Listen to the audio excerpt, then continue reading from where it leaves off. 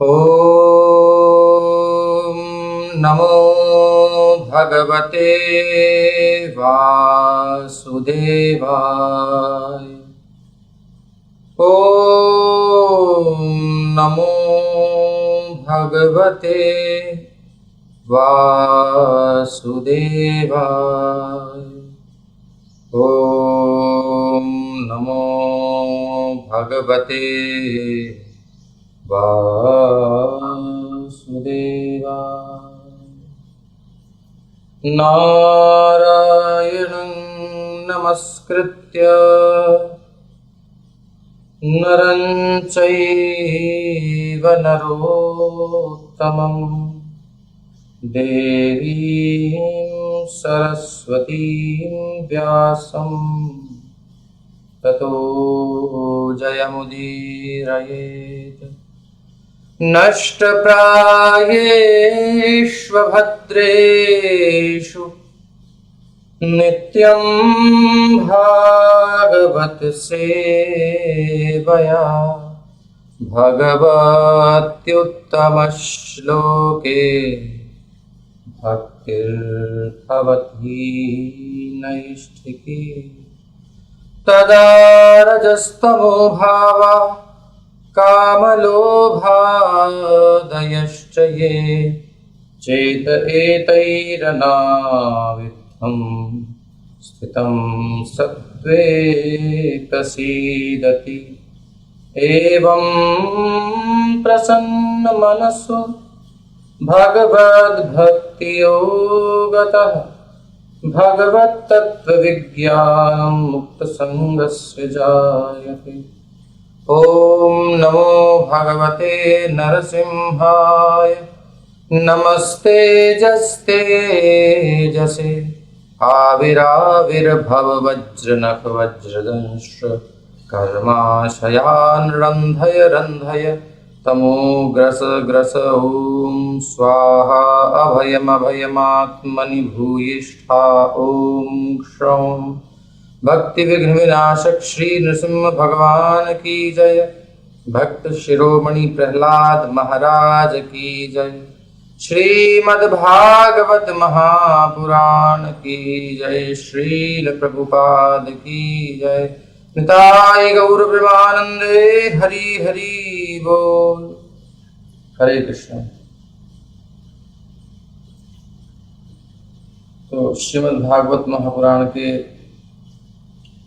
नित्य प्रति चलने वाले इस आयोजन में आप सबका पुनः स्वागत है। फेसबुक की आवाज़ ठीक है कि नहीं, एक बार देख लीजिए और शेयर कर दीजिए।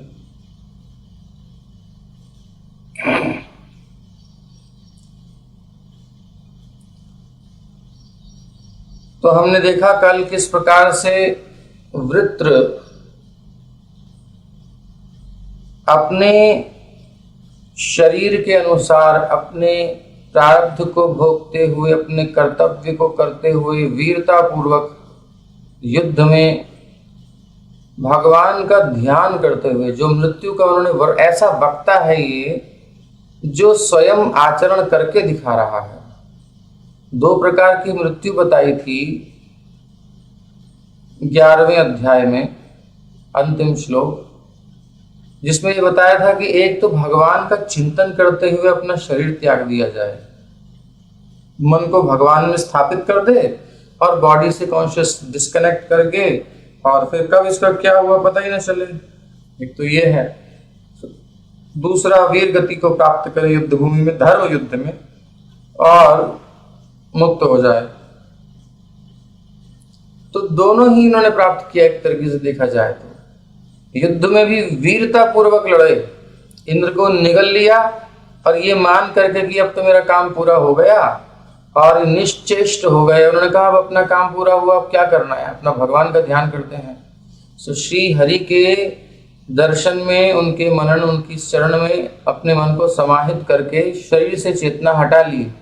उसी का लाभ उठाकर इंद्र ने उनकी कुक्षी को फाड़ करके और बाहर आकर के उनकी ध्यानस्थ अवस्था का लाभ उठाते हुए विशाल ग्रीवा अपने वज्र से काट दिया।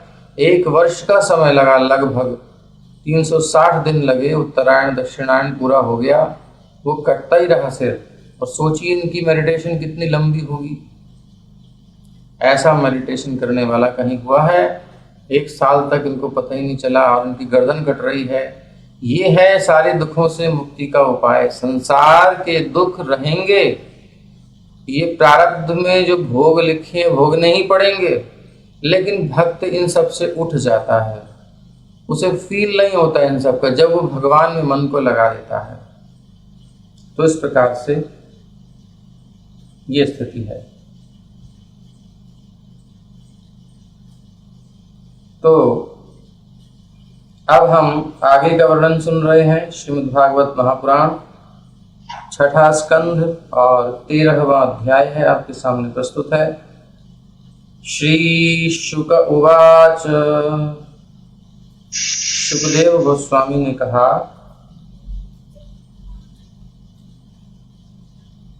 कि वृत्रे हते त्रयो लोका विनाशक्रेण भूरिद सपाला ह्यभवन् सद्यो विज्वरा निर्वृतेन्द्रियाः। श्री सुखदेव गोस्वामी कहते हैं, हे महादानी राजा परीक्षित, भूरिद, सबसे बड़ा दान क्या है? दुनिया को कथा, भगवान की कथा का दान, श्री कृष्ण की इंफॉर्मेशन देना। और इंफॉर्मेशन श्री कृष्ण की देना, श्री कृष्ण की कथा देना। श्री कृष्ण की कथा और श्री कृष्ण में भेद नहीं है, अर्थात श्री कृष्ण को ही प्रदान कर देना, हरिनाम का दान करना, हरिनाम को ही, श्री कृष्ण को ही प्रदान कर देना किसी को, इससे बड़ा कोई दान नहीं है। भूरिदा। तो ऐसे महादानी राजा परीक्षित, जिनके द्वारा सुखदेव जी की, जिनकी माध्यम से सुखदेव जी जगत को कथा का दान कर रहे हैं, यही निमित्त बने हैं, नहीं तो कथा कहाँ होती। तो ऐसे महादानी राजा परीक्षित वृत्रासुर के वध से इंद्र के अतिरिक्त तीनों लोकों के लोकपाल एवं समस्त निवासी तुरंत ही प्रसन्न हुए और उनकी सब चिंताएं जाती रहीं। वृत्र का वध हो गया, सब जगह दुंदुभियां बज रही, जय जयकार हो रहा है, एक असुर मारा गया, लेकिन इंद्र उदास है, इंद्र को संतोष नहीं हुआ है। क्या कारण है? देवर्षि पितृभूतानि दैत्या देवानुगाः स्वयं प्रतिजग्मुः स्वधिष्ण्यानि ब्रह्मेशेन्द्रादयस्ततः। तत्पश्चात सभी देवता, महान साधु पुरुष, पितृलोक तथा भूतलोक के सभी निवासी, असुर, देवताओं के अनुचर तथा ब्रह्मा, शिव और इंद्र के अधीन देवगण अपने अपने लोकों को लौट गए। युद्ध समाप्त, सब लौट गए, लेकिन विदा लेते समय वो इंद्र से कुछ बोले नहीं, चुपचाप विदा होकर चले गए। सबने का मूड ऑफ है, अब क्या बात करें। तो इस प्रसंग में श्री विश्वनाथ चक्रवर्ती ठाकुर जी की टीका है कि ब्रह्मेशेन्द्रादय इति इंद्रस्य स्वधिष्ण्यगमनं नोपपद्यते वृत्रवधलक्षण एव ब्रह्महत्योपद्रव प्राप्ते।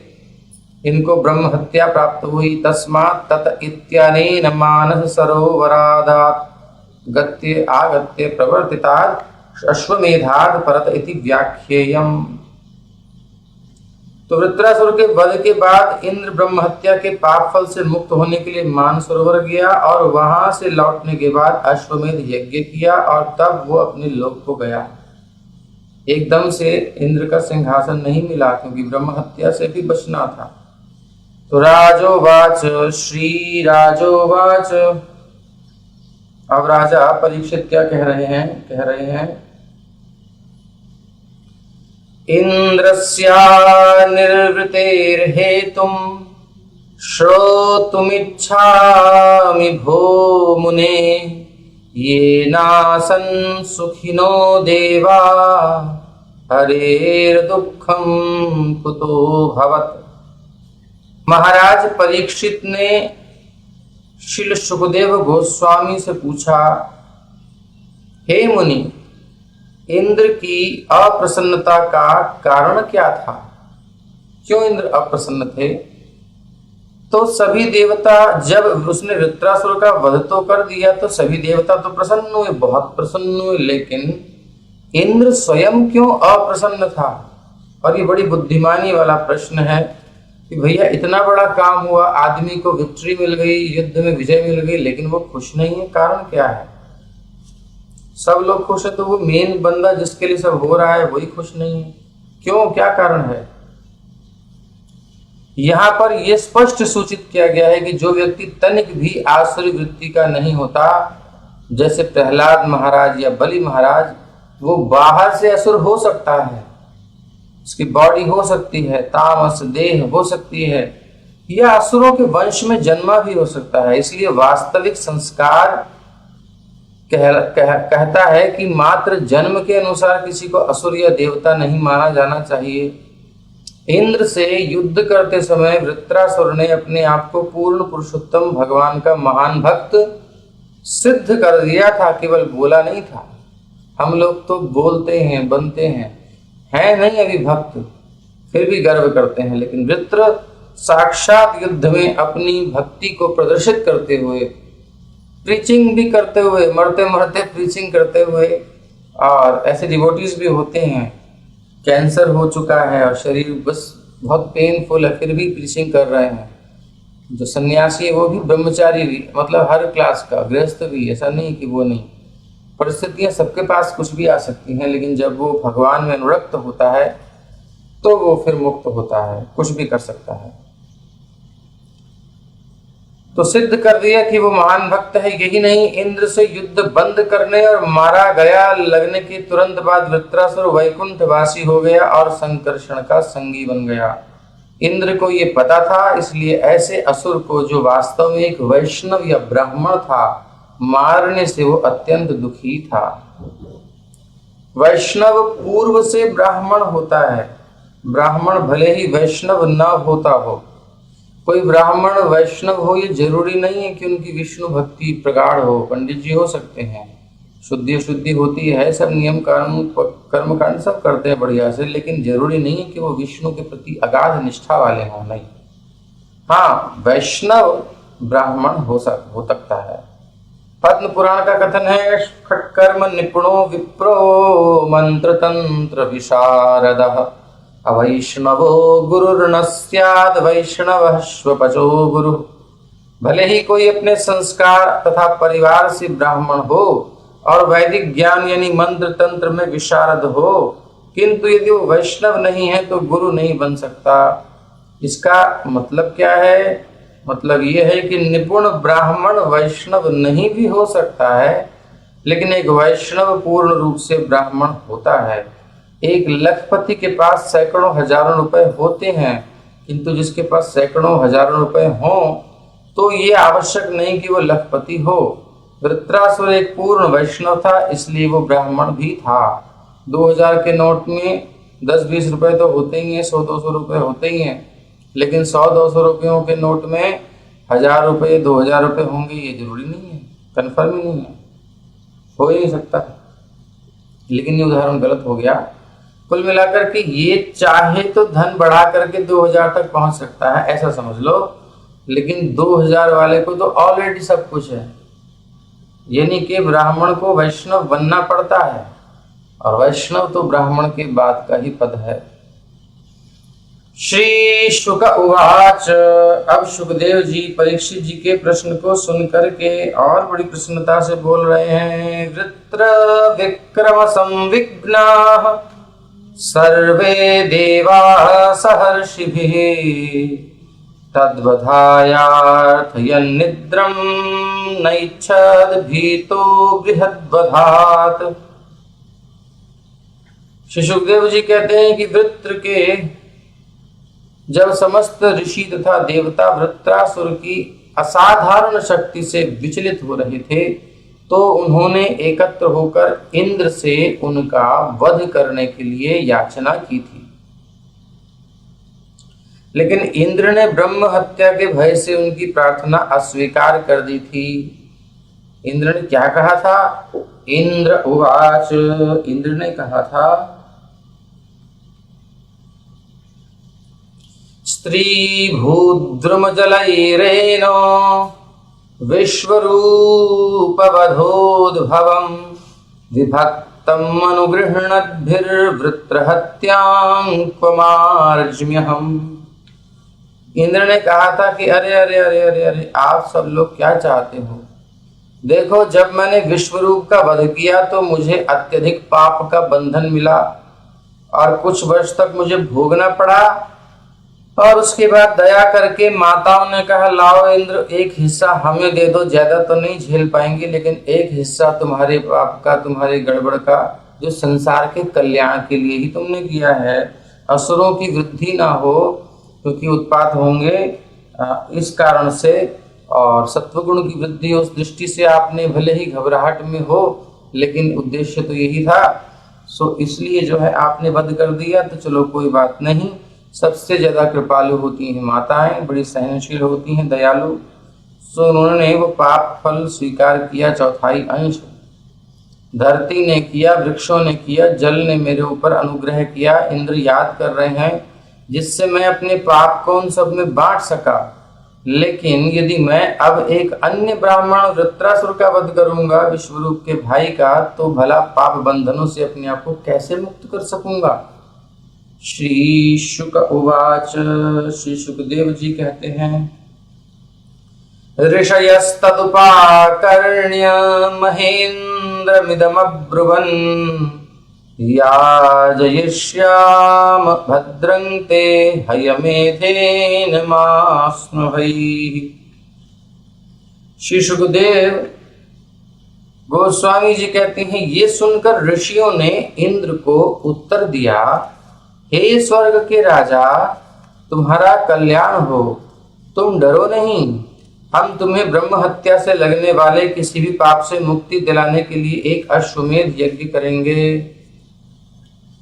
तो हयमेधेन पुरुषं परमात्मानमीश्वरं इष्ट्वा नारायणं देवं मोक्ष्यसेऽपि जगद्वधात्। ऋषियों ने कहा, हे राजा इंद्र, अश्वमेध यज्ञ करके उसके द्वारा पूर्ण पुरुषोत्तम भगवान को, जो परमात्मा भी है, भगवान नारायण और परम नियंता है, प्रसन्न करके मनुष्य पूर्ण संसार के वध के पाप फलों से भी मुक्त हो सकता है। फिर एक वध, असुर के वध की तो बात ही क्या है। तो ऋषियों ने प्रेरित किया था। क्यों किया था प्रेरित? क्योंकि ये रहेगा तो फिर संसार में सब कुछ बचेगा नहीं, इतना विशाल काय है।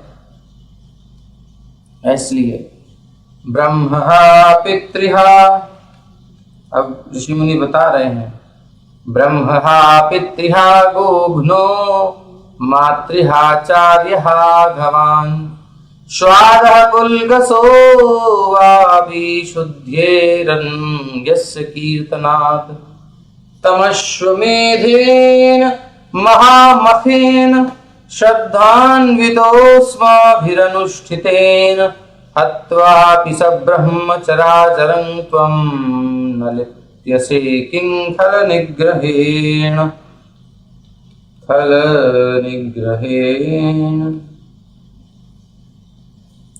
भगवान श्री नारायण के पवित्र नाम के जप मात्र से ब्राह्मण, गाय, पिता, गुरु, गुरु माता और गुरु की हत्या करने वाला मनुष्य समस्त पाप फलों के तुरंत छूट जाता है।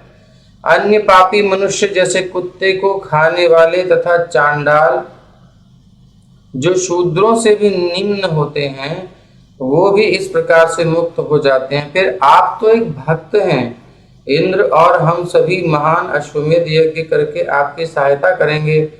यदि हम कोई फीस नहीं लेने वाले हैं, मतलब आप चैरिटी समझ लो हमारी तरफ से, तो लेकिन इंद्र दक्षिणा देगा, और सभी महान अश्वमेध यज्ञ करके आपकी सहायता करेंगे। यदि आप भी इस प्रकार भगवान श्री नारायण को प्रसन्न करें, तो फिर आपको डर कैसा?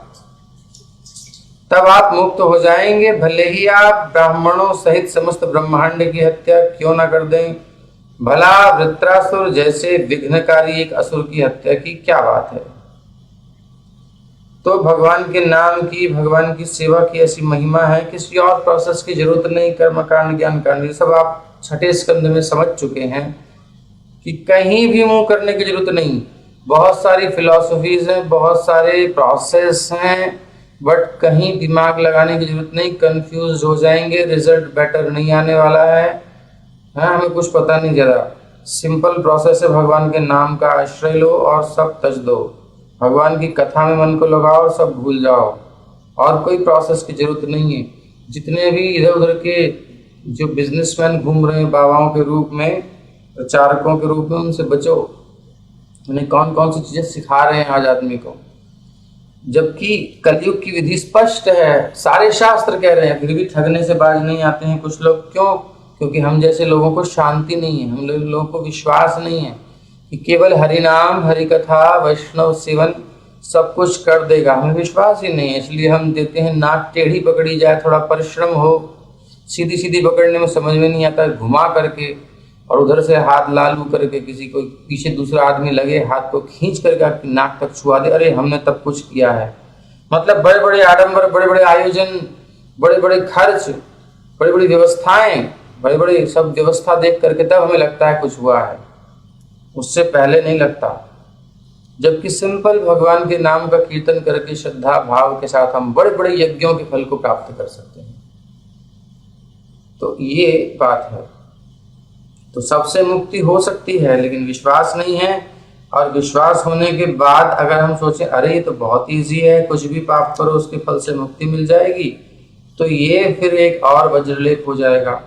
किसी का भी उद्धार हो सकता है हरि नाम से, हरि कथा से, भगवान के वैष्णवों को संग करके कोई सब ले, नियम पालन से रहे, तो उस प्रोसेस में वो शुद्ध हो जाएगा, इसमें कोई डाउट नहीं है। इस प्रैक्टिकल पूरी दुनिया में प्रभुपाद जी ने करके दे दिया। किरात हूणांध्र पुलिंद पुलकसा, हरे कृष्ण आंदोलन जन्म या कुल का विचार किए बिना प्रत्येक व्यक्ति को पवित्र बनाने का सुंदर अवसर प्रदान करता है। सबको अवसर है, सब आइए, आगे आइए। और किसी का अब घर का प्रोसेस नहीं है, जैसे कि ये क्रिश्चियंस वगैरह होते हैं, ये प्रचारक पकड़ेंगे, उसको पानी पिलाएंगे, उसकी खोपड़ी पे हाथ रखेंगे और क्या क्या करेंगे, उसे कहीं कहीं तो झटके देते हैं बिल्कुल, जाने कैसे कैसे अजीब से मुंह बना बना करके। ये वो दुनिया भर के इनके पास रूल रेगुलेशन होते हैं बनाने के लिए, ठगने के लिए। प्रॉपर जो क्रिश्चियनिटी है वो अपने देश में प्रचार नहीं कर पा रहा है, इसलिए निकल निकल के बाहर जा रहा है। प्रभुपाद जी वहाँ इनके चर्चेस खरीद खरीद करके वहाँ मंदिर बना रहे हैं, अपने चर्च संभाले नहीं गए थे, और वो यहाँ सब जगह घूम रहे हैं। जो पल्लवित हमारी भारतीय संस्कृति है, पुष्पित है, अच्छे से सब ठीक ठाक पूरे ठोस बैकग्राउंड है, उसको भूल करके अब हम विभिन्न पंथों के अवलंबी हो रहे हैं, धर्म को छोड़ करके। क्यों? क्योंकि हमने गीता को छोड़ दिया, हमने भागवत को छोड़ दिया, और जो जानकार हैं वो सिमट गए अपने मठ मंदिर में। ऐसे विप्रगण जो योग्यता जिनके अंदर है, जो समझते हैं, वो आलस्य में और सत्वगुण में आदमी सोचता है सेटिस्फाइड हूँ, क्या जरूरत पड़ी है, ठीक है, तो उनको प्रचार करने की रुचि नहीं रहेगी, इसलिए समस्याएं हुई हैं। नहीं तो पहले लोग वैष्णव सब ग्रुप में जाते थे प्रचार करने के लिए, गांव गांव यात्रा होती थी, चलते रहते थे। तो इसलिए ये सब प्रयास करना चाहिए। कम से कम जिस गांव में है, जिस एरिया में है, विप्रों से हमारा निवेदन है कि आप अच्छे से भागवत पढ़िए, गीता पढ़िए, बिना किसी लोभ लालच के। कर्मकांड से धन अर्जन कीजिए, समस्या नहीं है, लेकिन कम से कम भागवत को व्यवसाय न बनाएं, गीता को व्यवसाय न बनाएं, हरिनाम को व्यवसाय न बनाएं। कुछ तो छोड़ दें भगवान की सेवा में शुद्धि के लिए, ताकि जीवों का कल्याण हो। कर्मकांड से उनका जो भी आपका अर्जन होता है ठीक है, वो अपना कीजिए, लेकिन हे विप्रो निवेदन है कि भागवत को भगवान समझ करके इनको मत बेचिए। इनको जन जन के हृदय में स्थापित कीजिए, जन जन के घर में स्थापित कीजिए, उनके जीवन में स्थापित कीजिए, ताकि एक भारत की पुनः स्थापना हो सके, जो भारत है, वरना इंडिया ही बन जाएगा। तो आगे चलते हैं। श्री शुक उवाच एवं संचोदितो विप्रैर। अभी देखिए भागवत की श्लोकों के उच्चारण की कई धुन होती हैं, तो हम कोई कोई धुन बोलते रहते हैं, कभी कोई सी आ जाती कोई सी, किसी प्रकार भी आप गा सकते हो। एवं संचोदितो विप्रैर मरुत्वा नहनद्रिपुं ब्रह्म हत्या हते तस्मिन्नाससाद वृषा कपिम। कहते हैं कि सुखदेव जी ने कहा, ऋषियों के वचनों से प्रोत्साहित होकर, इंद्र की इच्छा नहीं थी लेकिन ऋषियों के वचनों से प्रोत्साहित होकर जब बड़े बूढ़े कह रहे हैं बेटा ये काम कर ले और तेरे को जो भी समस्या होगी वो भरपाई हम कर देंगे, तो कहते हैं ठीक है, हमारे पास तो बैलेंस नहीं है लेकिन आप लोग कह रहे हो इसलिए कर लेते हैं। तो वृत्रासुर का वध कर दिया और जब वो मारा गया तो ब्रह्म हत्या का पापफल इंद्र के पास पहुंचा। इंद्र ब्रह्म हत्या के पाप फल से नहीं बच सका और दौड़ रहा है इंद्र जहां तहां। तयेन्द्र स्मा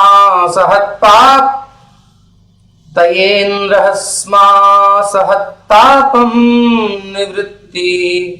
निर्वृतिर्नाम पाविशत रीमन्तं वाच्यतां प्राप्तं सुखयन्त्यपि नो गुणाः।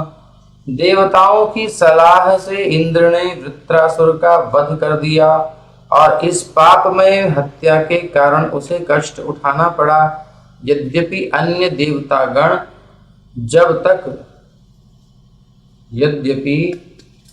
देवतागण प्रसन्न थे लेकिन वृत्रासुर की हत्या से इंद्र को तनिक भी प्रसन्नता नहीं हुई। इंद्र के इस क्लेश में अन्य उत्तम गुण जैसे धैर्य और ऐश्वर्य उसके सहायक नहीं बन सके। इंद्र धैर्य धारण नहीं कर पाए और कुछ उनको अच्छा नहीं लग रहा है कि मैंने मार तो दिया लेकिन वो मारने लायक था नहीं। और फिर वो तो चाहता ही, हम तो अपना शरीर छोड़ना ही चाहते थे, हमने देखा उन्होंने तो जन्म इसीलिए लिया था शापवश, और अब जो है उनको शरीर छोड़ना ही था इसलिए वो आग्रह कर रहे थे। इंद्र की तब भी मन नहीं था, आपने देखा इंद्र नहीं मारना चाह रहे थे, वज्र लेकर के खड़े हुए थे, तो प्रेरित कर करके उन्होंने कहा कि आप मारो, भगवान की इच्छा है तो आपकी इच्छा भले ही ना हो लेकिन भगवान की इच्छा है कि मैं मरूं तो आप मारो और मैं तैयार हूं, इस देह से मेरा पिंड छूटे। तान्ददर्शनुधावन्तो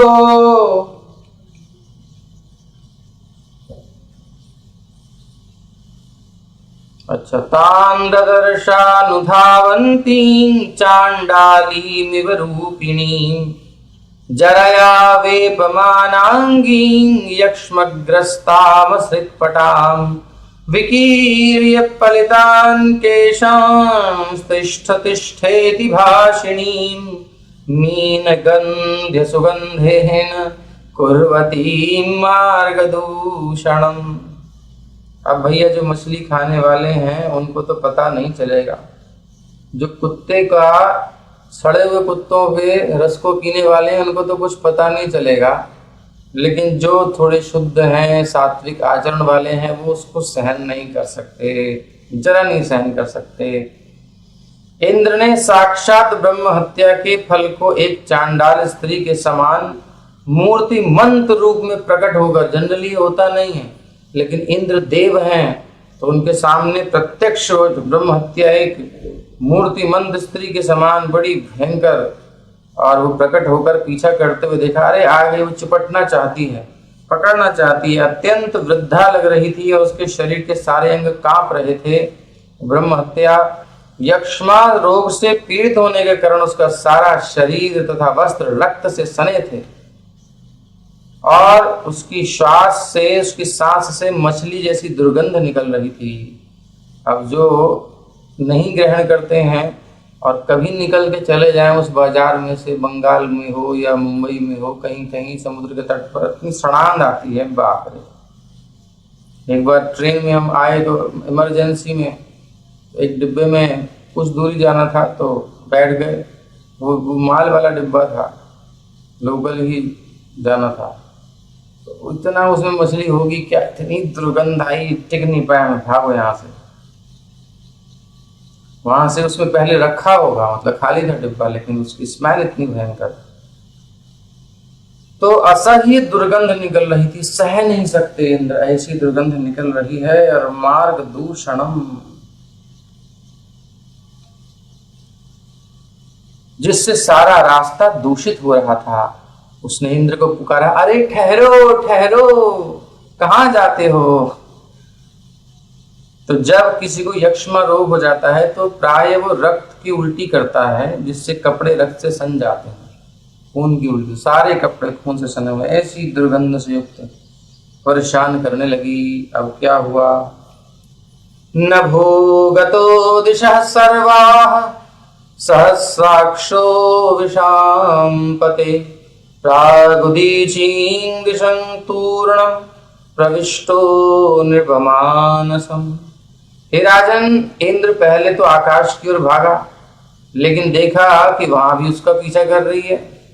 जो जहां कहां भी जाए ब्रह्म हत्या रूपिणी स्त्री को अपना पीछा करते देखे, जहां देखे डायन पीछा कर रही है। अंत में वो तेजी से उत्तर पूर्व की ओर गया और मानस सरोवर में घुस गया,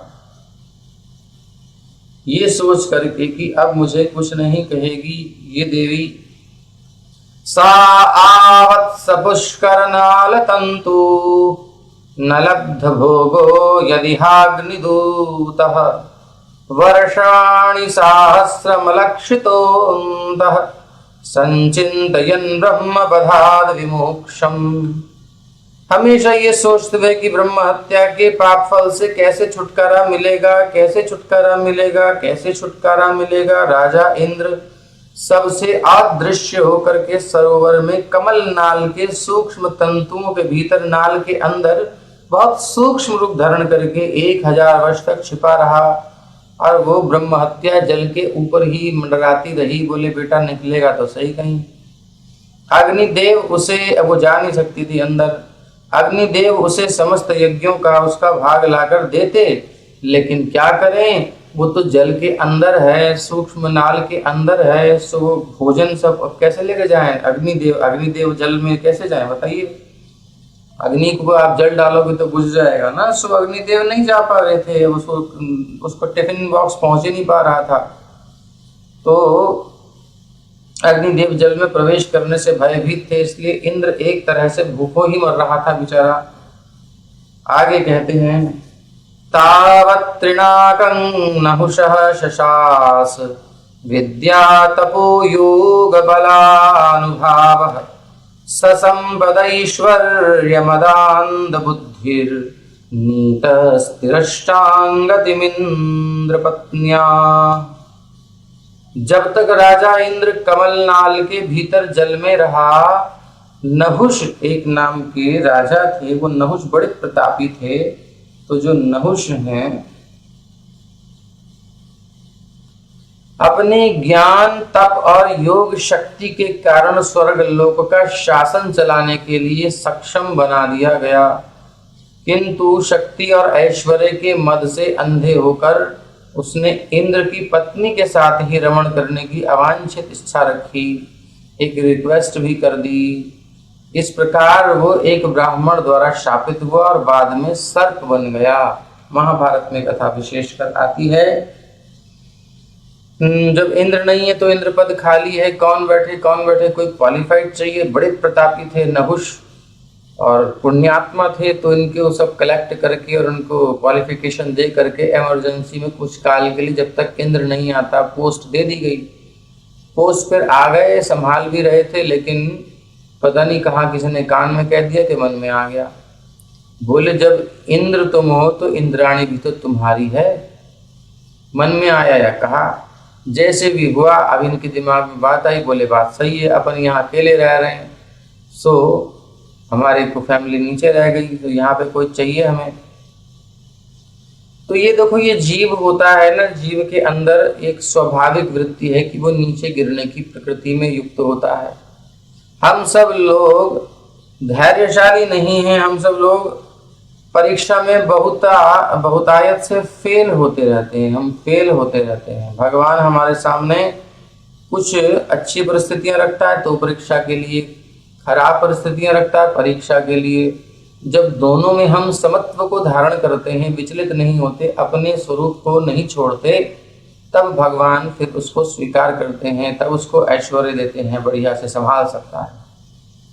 तो अब ये छोटा मोटा राज्य दे करके, इंद्र पद दे करके भगवान के सामने तो कुछ नहीं है ना। भगवान की सेवा से बढ़कर कोई पद नहीं है। भगवान का एक तुच्छ दास पूरे ब्रह्मांड के राजा को चुनौती दे सकता है, कौन है तू, भाग यहाँ से। बड़े बड़े ब्रह्मा, शिवाजी, वेंकटेश्वर, भगवान के तिरुपति बालाजी वेंकटेश्वर, वहां जाकर के दर्शन के लिए लाइन पर खड़े, लाइन लगाते हैं। बड़े बड़े चार कुमार आदि बड़े बड़े दिग्गज, और वहाँ के जो दरबान हैं, जो द्वारपाल हैं, जो जोड़ी पर रहते हैं, अंदर जाने का उनको नहीं है, बाहर ही रहते हैं, वो दरबान छड़ी मारते हैं, ए ब्रह्मा पीछे लाइन में चल।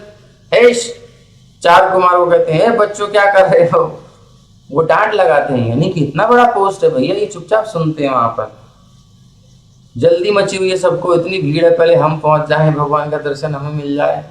सो ऐसा प्रभाव है, छोटा मोटा नहीं है। लेकिन भगवान छोटे छोटे पद दे करके और हमारी टेस्टिंग करते रहते हैं। बेटा देखो तुम्हारी क्या स्थिति है, यहीं फिसल गए तुम। तो नहुष को रमण करने की इच्छा हो गई, रिक्वेस्ट भी कर दी। अब शची तो शची है, उसने कहा हमारे पति तो वहाँ कष्ट में है, अब मैं किसकी शरण में जाऊं। सो ऋषि की शरण ली और गुरु की शरण ली। बृहस्पति जी ने कहा ऐसा करो, उससे कहो कि जब तुम कहो हम तैयार हैं, लेकिन एक काम करो, सप्तऋषियों को पालकी में जोत करके और तुम आओ, कहारों को निकाल दो सप्तऋषियों को। अब सप्तऋषि कितने पावरफुल हैं, कितने बड़े पोस्ट है उनकी, हैं भृगु आदि मुनि, ये सब सप्तऋषियों में। तो इनको पालकी में लेके आओ। जब तुम उनकी पालकी पर चढ़ करके मेरे पास आओगे, सुवासित होकर के मुझसे मिलने के लिए सज धज के आना बढ़िया से, तो फिर हम सोएंगे आराम से साथ साथ। तो इस प्रकार से उसको छल से, उस जब कामांध कोई हो जाता है तो फिर उसको बुद्धि काम नहीं करती है। वो उत्साह से, अरे वाह शची मिलेगी अब मुझे। अब स्वर्ग में पहुंचने के बाद भी, क्योंकि देखो आप कितने भी अच्छे व्यक्ति हो, लेकिन जब बहुत सारा ऐश्वर्य खुले रूप में मिलता है तो अच्छों की मति फेल हो जाती है। कोई होता है, कोई जो धैर्य धारण कर पाता है, वरना अधिकतर लोग फिसल जाते हैं। मंत्री जब तक नहीं बने थे, साधारण थे, तब तक तो दिखते थे को मंत्री बनने के बाद फिर अब तो इतना सब हो गया है, अब थोड़ा बहुत चलता है यार, कोई बात नहीं। अच्छा ये भी गुण आ गया आपके अंदर, बोले हाँ ये भी आ गया, बोले हाँ। तो वहां जाकर के फिर वो ढीला हो जाता है। तो नहुष के साथ भी ऐसा हुआ। पुण्यात्मा प्रतापी सब कुछ था, लेकिन थोड़ी सी चित्त की वृत्ति भटक गई और सप्तऋषियों को पालकी में जोत करके जाने लगा। और इतना वेग था, कामांध था, जल्दी मिलन की इच्छा थी। अरे सर्प जल्दी चलो, सरकते क्यों नहीं हो। एक लात मारी। भृगु मुनि ने कहा अच्छा तेरे को बताता हूं, और शाप दिया। सर्प करता जा, सर्प ही हो जा तू। एक तो तेरे को धोखे जा रहे हैं ऋषि होकर के, और राजा को ऊपर से अकड़ दिखा रहा है, जा सर्प बन। अब जैसे ही शाप मिला, तुरंत पालकी से नीचे सारा पारा डाउन हो गया, सब काम काफूर हो गया, दूर। अब शची नहीं दिखाई दे रही, अब तो अपनी जान आफत में आ गई। तो गुरु का साथ जरूरी है। हम परिस्थितियों में फंस जाएं तो बृहस्पति जैसे भगवान के भक्त गुरु हमारी रक्षा करते हैं। तो इस प्रकार से उनकी जान बची। और ये बेचारा सर्पवश यहाँ आया, फिर उसको वरदान वगैरह दिया, क्षमा मांगी। इसने कहा ठीक है, भोजन की व्यवस्था क्या होगी वो भी कर दी, और फिर मुक्ति कैसे होगी वो भी बता दिया। तो इस प्रकार ये तो ततो गतो ब्रह्म गिरो बहुत,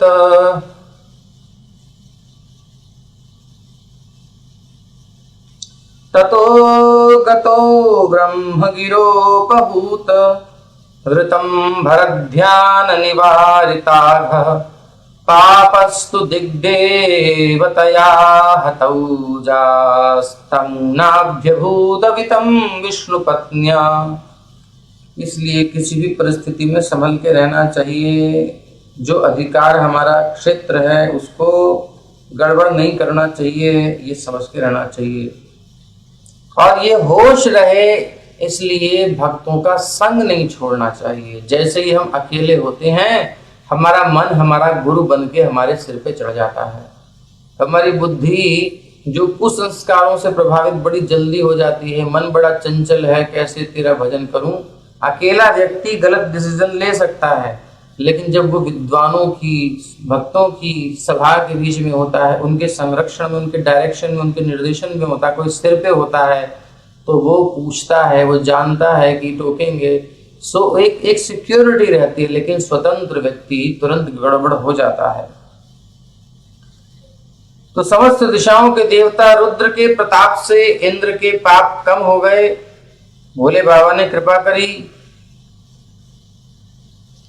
क्योंकि इंद्र की रक्षा मानस सरोवर के कमल कुंजों में निवास करने वाली धन की देवी भगवान विष्णु की पत्नी द्वारा की जा रही थी। लक्ष्मी जी रक्षा कर रही थी, अतः इंद्र के पापों का उस पर कोई प्रभाव नहीं पड़ा। अंत में भगवान श्री विष्णु की निष्ठा पूर्वक पूजा करने से इंद्र के सारे पाप छूट गए। तब ब्राह्मणों ने उसे पुनः स्वर्गलोक में बुलाकर उसके पूर्व पद पर स्थापित कर दिया। सबकी व्यवस्था भगवान करते हैं। इसकी इच्छा थी स्वर्ग का राजा बनने की, सो बना दिया, और फिर टाइम आने पर पतन भी हो गया। वो पद खाली होते ही इंद्र को ही बुला लिया गया। तंच ब्रह्मर्षयोभ्येत्य हयमेधेन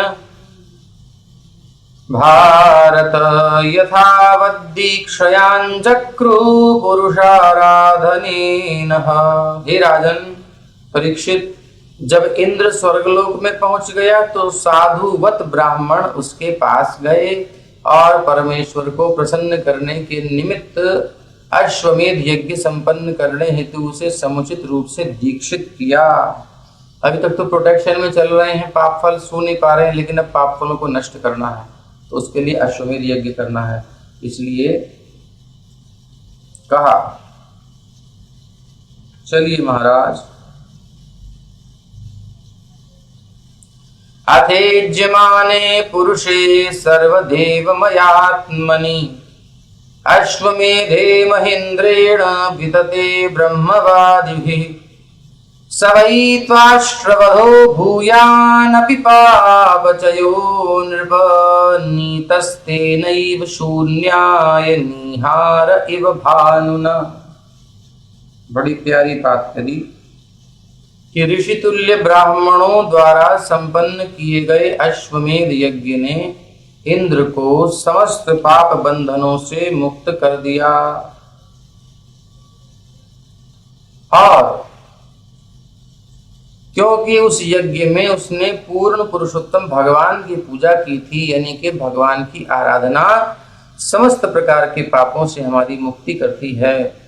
हे राजन, यद्यपि उसने गंभीर पाप कृत्य किया था, किंतु उस यज्ञ के द्वारा वो पाप कृत्य तत्क्षण उसी प्रकार विनष्ट हो गया। कैसे हो गया? बोले जैसे सूर्य का तेज प्रकाश आता है तो कोहरा छट जाता है, कितना घना हो, ट्रेन का एक्सीडेंट हो जाए, फ्लाइट मिस हो जाए, रोड एक्सीडेंट धड़ाधड़ होने लगे, लेकिन जब सूर्य देव प्रखर ताप के साथ आते हैं तुरंत सब छट जाता है।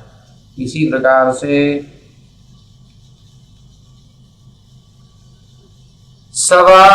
सवाजिमेधेन यथोदितेन वितायमानेन मरीचिमिश्रैः इष्ट्वाधियज्ञं पुरुषं पुराणं इंद्रो महानास विधूत पापः। अब विधूत विशेष रूप से धूत धुल गए हैं पाप जिसके, ऐसा इंद्र। मरीचि तथा अन्य महर्षियों ने राजा इंद्र पर की कृपा और विधि पूर्वक आदि पुरुष परमात्मा पूर्ण पुरुषोत्तम भगवान की पूजा करके यज्ञ संपन्न किया।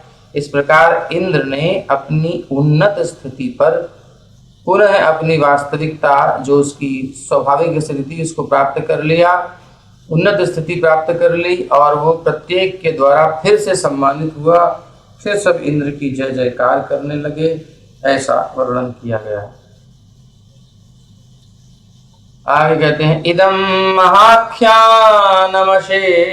पाप्मनाम प्रक्षालनं तीर्थपदानुकीर्तनम भक्त्युच्छ्रयं भक्तजनानुवर्णनम महेन्द्र मोक्षम विजयम मरुत्वतः।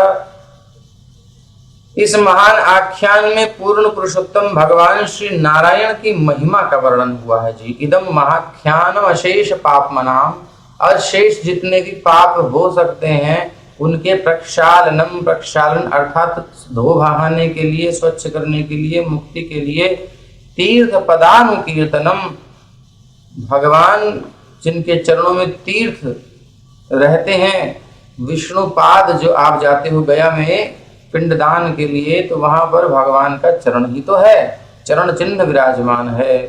तो सारे तीर्थ वहीं पर निवास करते हैं जहां भगवान के चरण चिन्ह होते हैं, भगवान के चरण होते हैं। चरण मतलब चरणों में भक्त रहते हैं। सो भक्त लोग जहां होते हैं वह तीर्थ हो जाता है। स्वांतः स्थेन गदावृता, ये तीर्थों में तीर्थत्व कहाँ से आता है? जब उनके चरणों को अपने हृदय में रखने वाले, उनके प्राण प्यारे लाडले भक्त जब विराजमान होकर के वहां रहते हैं, भक्ति करते हैं प्रॉपर, तो उस तीर्थ में तीर्थत्व आता है। गंगा जी भी कहती हैं, जब भूमि पर अवतरित हुई तो कहती हैं अपने पाप तो सबके मैं धो दूंगी, मेरे पास आ जाएंगे, मैं कहाँ डालूंगी? तो कहते हैं चिंता मत करो, मेरे प्यारे भक्त आएंगे, वो तुम में गंगा में डुबकी लगाएंगे और मेरे नाम का कीर्तन करते हुए हरे कृष्ण कृष्ण कृष्ण हरे हरे, हरे राम राम राम हरे हरे, तो सारे पाप तुम्हारे नष्ट हो जाएंगे। तो ऐसी उनकी महिमा है। तो हम डायरेक्ट दर्शने पवित्र करो ए तुम्हार गुण, श्रील प्रभुपाद जी जैसे शुद्ध भक्त जिनके दर्शन से जो आए ही लोगों को कृतार्थ करने हैं, मर्सी दया का वितरण करने हैं, तो ऐसे भक्तों के द्वारा सब शुद्धि होती है। तो इस महान आख्यान में पूर्ण पुरुषोत्तम भगवान श्री नारायण की महिमा का वर्णन हुआ है। भक्ति योग की महानता के संबंध में कथन दिए गए हैं। इंद्र तथा वृत्रासुर जैसे भक्तों के वर्णन आए हैं तथा पापी जीवन से इंद्र के मोक्ष एवं असुरों के साथ लड़े गए युद्धों में उसकी विजय के संबंध में विवरण दिए गए हैं। और पठेयुराख्यानमिदं सदा बुधाः शृण्वन्त्यथो पर्वणि पर्वणीन्द्रियम् धन्यं यशस्यं निखिलाघमोचनं रिपुञ्जयं स्वस्त्ययनं तथायुषम्। इस आख्यान को समझ लेने पर मनुष्य को सभी पाप फलों से छुटकारा मिल जाता है।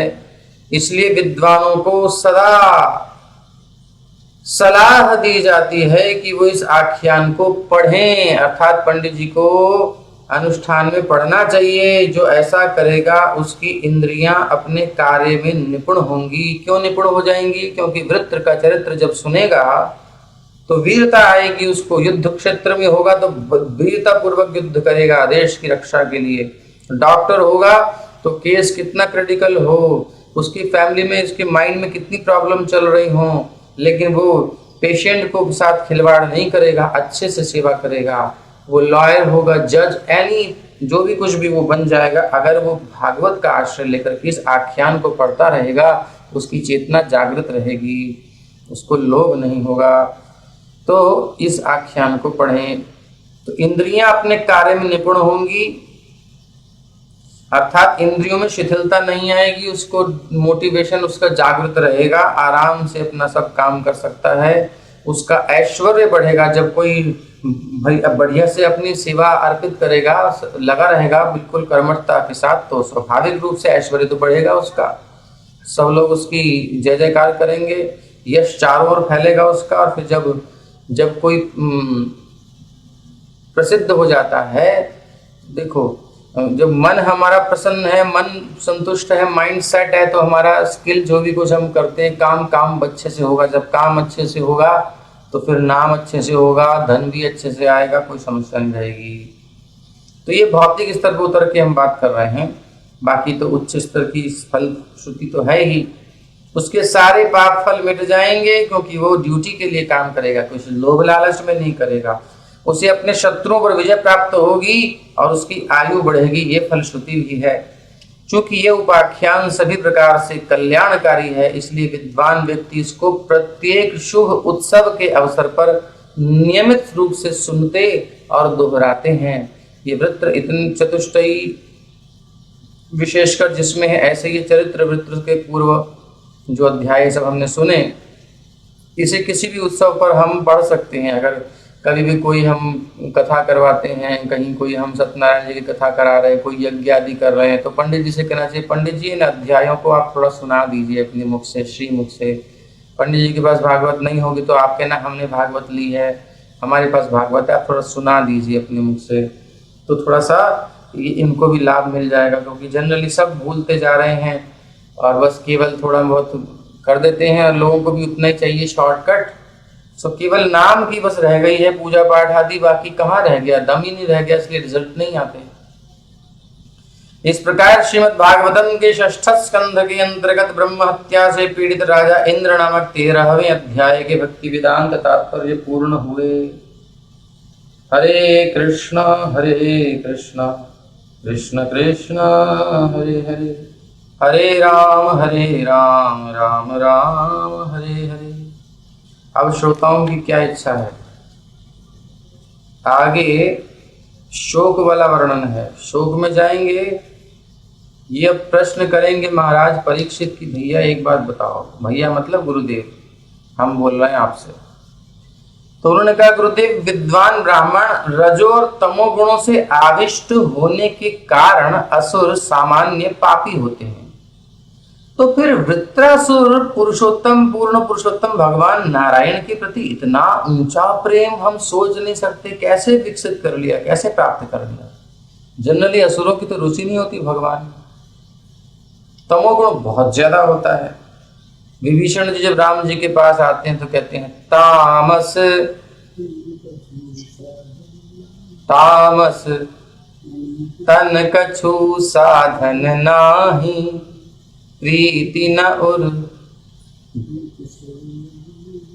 तो ये तामस जो शरीर होता है ना, ये तमोगुणी शरीर, इसमें रुचि नहीं होती भगवान के प्रति, इसलिए प्रीचिंग करना पड़ता है, उसके स्टेटस को हाई करना पड़ता है, उसकी कॉन्शियस लेवल को अपनी एनर्जी दे करके उसे हाई करना पड़ता है। इसलिए कई गैलन, प्रभुपाद जी कहते हैं, किसी को भक्त बनाने में कई गैलन खून जलाना पड़ता है, खूब मेहनत करनी पड़ती है, तब जाके कोई एक डिवोटी तैयार होता है प्रॉपर,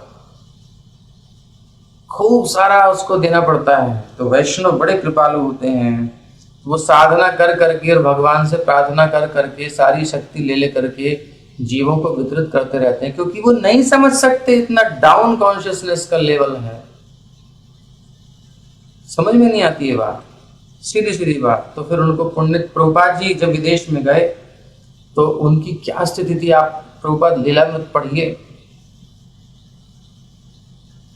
छोटी छोटी बात में प्रभुपाद ने सिखाई। मतलब कि अपना अंडरवियर भी धोया करो कम से कम, कॉपी में तो निकाल के डाल देते थे, प्रभुपाद ने सिखाया उनको पहनना है कपड़े सही से, तो निकाल के डाल दिए, गंदे संदे पड़े हैं, बिल्कुल तमोगुणी।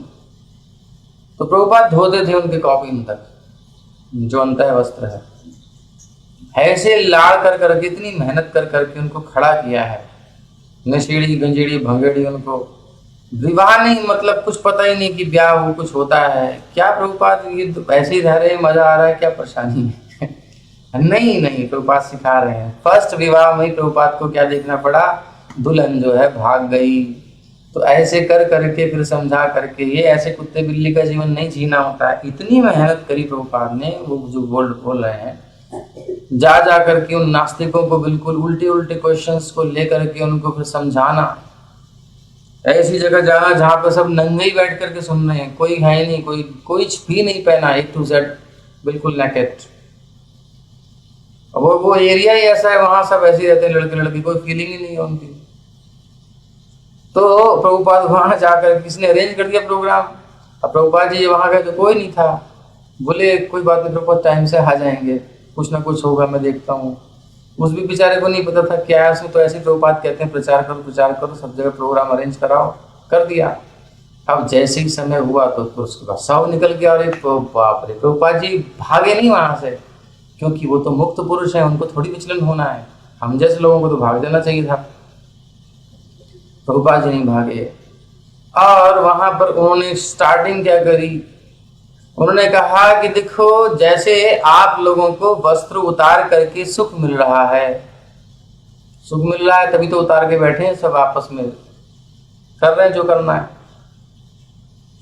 तो उसी प्रकार से और आध्यात्मिक सुख चाहिए तो शरीर रूपी वस्त्रों को भी उतारना पड़ेगा, यानी चेतना को शरीर से और उठाना पड़ेगा। अभी आपने उतारे ऊपर के वस्त्र, शरीर को भी छोड़ो, तब हरि नाम, चलो मेरे साथ कीर्तन करो डूब करके। प्रभुपाद ने जबरदस्त कीर्तन कराया, और तो क्या समझाते। फिर उसमें से एक बड़े प्यारे भक्त निकल के आए, और वो बहुत अच्छे सन्यासी हुए, उन्होंने सब कुछ स्वीकार किया और उस जीवन को छोड़ दिया। तो मतलब ऐसे ऐसे मेहनत करनी पड़ी है। उसी पादरी को शराब पीता है, सब गलत खाता है, मीट मांस खाता है, फिर नशे में। प्रभुपाद जी का वीडियो अभी भी है, उसे समझाए जा रहे हैं कि गाय नहीं काटनी चाहिए, 7 माताएं होती हैं। मतलब एक बात को कई बार वो उसको समझा कर कितना परिश्रम करना पड़ता है। तो इसलिए ये समझ में नहीं आ रहा कि भाई ये असुर के अंदर इतनी भक्ति आ कैसे गई। प्रायः क्या होता है, सत्वगुण में स्थित देवता तथा भौतिक सुख रूपी रज से शुद्ध हुए ऋषि अत्यंत कठिनाई से मुकुंद के चरण कमलों की शुद्ध भक्ति कर पाते हैं। ये कल हम लेंगे, लेकिन अभी आपको थोड़ा बता दे रहे हैं, एक अध्याय कल ही प्रारंभ करेंगे, लेकिन इसकी जो भूमिका है वो पता होनी चाहिए। सत्व गुण में स्थित, तमोगुण की बात हो गई, लेकिन सत्व गुण में स्थित देवता भी और भौतिक सुख रूपी रज से शुद्ध हुए ऋषि, सत्व गुण में स्थित देवता और भौतिक जो सुख है वो सुख रजोगुण से जो मिलने वाला है उससे भी उठे हुए, उससे शुद्ध हुए ऋषि भी अत्यंत कठिनाई से मुकुंद के चरण कमलों की जो pure devotional service, loving service, जिसकी हम यहाँ पर चेष्टा कर रहे हैं समझने की, जो हम पढ़ रहे हैं, ये चीज इतनी दुर्लभ है, इतनी टफ है, इतनी कठिन है कि शुद्ध भक्ति को ऋषि भी बड़ी मुश्किल से कर पाते हैं, इजीली नहीं कर पाते जो सत्व गुण में है। तो फिर वृत्रासुर इतना बड़ा भक्त कैसे बन गया जो तमोगुण में था, असुर योनि में प्राप्त हुआ? बताइए आप। इस भौतिक जगत में जीवात्माओं की संख्या उतनी ही है जितने की धूल के कण की, कोई नहीं गिन सकता, मतलब अनलिमिटेड है। इन जीवात्माओं में से कुछ थोड़े से ही मनुष्य होते हैं। ये तो आपको पता है, कौन बताएगा कि कितने लाख प्रकार के कीड़े मकोड़े, कितने लाख प्रकार के पशु होते हैं, स्थावरा, ये सब कोई जानता है? जो दीक्षित आदि हैं, जो कि पहले हिंदी में बताया चाहे श्लोक में बताया, कैसे भी, या मिल करके बताइए, कोई बताएंगे? जब तक हम हरे कृष्ण कर रहे हैं अपना माइक खोलिए, बताइए हरे कृष्ण कृष्ण कृष्ण हरे हरे, हरे राम राम राम हरे हरे। नील बटे सन्नाटा। अरे भाई ऐसे मत करो। हरे कृष्णा प्रभु जी। हाँ, तो ये पढ़ा था कि 84 लाख योनियों में से 4 लाख योनियां ही मनुष्य जो जीव जंतु कीड़े मकोड़ों में रहते, बाकी तो 80 लाख का तो पता ही है। तो हाँ चलो कम से कम कुछ तो बोले। हाँ हिंदी में बताइए, कुछ याद हो तो। चलिए कोई बात नहीं, अब कल आपका ये टास्क आपको दिया जाता है, कल आपको ये श्लोक ढूंढ करके, नहीं तो मुरलिका जी को चरणों को पकड़ लो, वो आपको दे देंगी, मुरली जी बता देंगी, और वीणा वादनी जी भी बता सकती हैं, और वो आप लीजिए। वैसे आपको अगर science of self realization book है, उसमें भी प्रभुपाद ने दिया हुआ है, पद्म पुराण का वचन है, बट उसमें भी मिल जाएगा आपको, चैतन्य चेतावंत में भी है, तो कहीं से भी आप ले सकते हो, कोई प्रॉब्लम नहीं। हाँ पढ़ चुके हैं। अब उसको आपको नोट करना है, और याद करना है जलज नवलक्षाणी स्थावराणाम विंशति क्रमयो रुद्र संख्यका। 11 लाख प्रकार के कीड़े मकोड़े होते हैं, 9 लाख प्रकार के जलचर होते हैं। ऐसे कर करके ये अलग अलग योनियां हैं और उसमें से 4 लाख प्रकार के मनुष्य होते हैं। बस इतनी सबसे कम है, सबसे कम। और उन मनुष्यों में भी स्तर है अलग अलग, बिल्कुल आदिम जाति के, बिल्कुल ऐसे इनको कोई संस्कार ही नहीं है, नास्तिक बिल्कुल। तो ऐसे ऐसे कर करके बड़ी मुश्किल से महाप्रभु ने ये भी कैटेगरी बताई है। अगर इसको भी बता देंगे तो बहुत ही अच्छा होगा कि कितने प्रकार के जीव होते हैं, उसमें से मनुष्य कैसे हैं। मनुष्य जाति अति अल्पतर, श्री चैतन्य महाप्रभु कह रहे हैं, बता रहे हैं जब सनातन गोस्वामी आदि को शिक्षा देते हुए। रूप गोस्वामी, सनातन गोस्वामी हैं, तो उस प्रकार ये डिफ्रेंशिएट करते हुए जाते हैं। तो उससे आप पढ़िए तब पता चलेगा कि जिसका इस श्लोक के पीछे कितनी बैकग्राउंड है। तो इस भौतिक जगत में जीवात्माओं की संख्या उतनी है जितने धूल के कण की, और उन जीवात्माओं में से कुछ ही मनुष्य होते हैं और उनमें से कुछ ही धार्मिक नियमों के पालन में रुचि दिखलाते हैं। मनुष्य बहुत हैं, कितनी जनसंख्या है दुनिया में, लेकिन कितने हैं जो स्पिरिचुअलिटी में रुचि रखते हैं, और वो भी रियल नाम की स्पिरिचुअलिटी को फॉलो करने वाले बहुत मिल जाएंगे। तो बहुत कम है जो सच में धार्मिक नियमों में रुचि दिखाते हैं। एक ब्राह्मण श्रेष्ठ सुखदेव गोस्वामी धार्मिक नियमों का पालन करने वाले अनेक मनुष्यों में से कुछ ही भौतिक जगत से मुक्ति पाने के इच्छुक रहते हैं, और मुक्ति चाहने वाले हजारों में से किसी एक को वास्तव में मुक्ति लाभ होता है। कितना आप जो काम कर रहे हैं ये कितना दुर्लभ है, कितना बड़ा काम है, इजी नहीं है। इसलिए अगर नहीं भी सफल हो पा रहे तो डोंट वरी, क्योंकि इतनी ऊंची बात कर रहे हो आप, इसे कर ही पा रहे हो, बहुत बड़ी बात है। कम से कम सुनने को तो मिल रहा है, लोगों को ये सुनने को भी नहीं मिलता है, लगे रहते हैं निकाय काय में। धार्मिक नियमों का पालन करने वाले बहुत रेयर होते हैं, और उनमें से भी अनेक मनुष्यों में से कुछ ही होते हैं जो भौतिक जगत से मुक्ति के इच्छुक रहते हैं। वरना तो संसार में धर्म अर्थ काम बस ये सब मिलता रहे, यही मजा मिलता रहे, हम धर्म करते रहेंगे, कर्म करते रहेंगे, और बस मजा यही लेते रहेंगे। इनमें से कोई होते हैं जो मुक्ति चाहते हैं, और उन मुक्ति चाहने वाले हजारों में से किसी एक को वास्तव में मुक्ति लाभ हो पाता है। अच्छा, एक कोई मुक्त होता है ऐसे हजारों में से? अब ये जो हजार है ना, कितनों में से निकल के आ रहे हैं, सोचिए जरा। मनुष्य सबसे अल्प 4 लाख प्रकार की, यानी उसमें से भी धार्मिक तो रेयर मिलेंगे, उन धार्मिकों में भी छांटेंगे तो निकलेंगे रेयर। ऐसे धार्मिक हजारों में से जो सच में मुक्ति चाहते हैं, वरना धर्म अर्थ काम में रुचि, उसमें मुक्ति चाहने वालों में से भी, प्रयास करने वालों में किसी को मुक्ति प्राप्त होती है। और उन मुक्त पुरुषों में से भी, हजारों मुक्त पुरुषों में भी कितने नंबर बचेंगे बताओ? वो जो है समाज, मित्रता, प्यार, देश, घर, स्त्री और संतान के प्रति अपनी आसक्ति का परित्याग कर पाता है। रियल में कोई होता है जो इन सबसे ऊपर उठ पाता है, वरना देश के लिए, वरना परिवार के लिए, वरना समाज के लिए, मित्रता के लिए, अपने बच्चे के लिए, घर के लिए, स्त्री के लिए, सब दीवाने हो रखे हैं, बड़े बड़े सैक्रिफाइस करते हैं ना। लेकिन इन सब की आसक्ति को त्याग करके इससे भी ऊंची स्थिति प्राप्त करना, बियॉन्ड दिस बॉडी, दिस प्रकृति, इस प्रकृति से भी ऊपर चले जाना, अपनी आसक्ति का परित्याग कर पाता है। और ऐसे हजारों मुक्त पुरुषों में से मुक्ति का असली अर्थ जानने वाला, उसके बाद भी ऐसे इन सबसे मुक्त होकर के भी मुक्ति का जो असली अर्थ है वो जानने वाला बिरला होता है, बिरला होता है, बिरला। और फिर अब आगे भी उसके बाद स्टेज आती है, मुक्तानाम विसिद्धानाम नारायण परायण सुदुर्लभ, सुदुर्लभ कह दिया है, दुर्लभ तो है ही, और सुदुर्लभ, सुसर लगा के कह दिया, rare rare rare, very rare. हे महान साधु, लाखों मुक्त, अब तक तो हजारों की गणना थी, मुक्तों में भी हजारों नहीं लाखों मुक्त,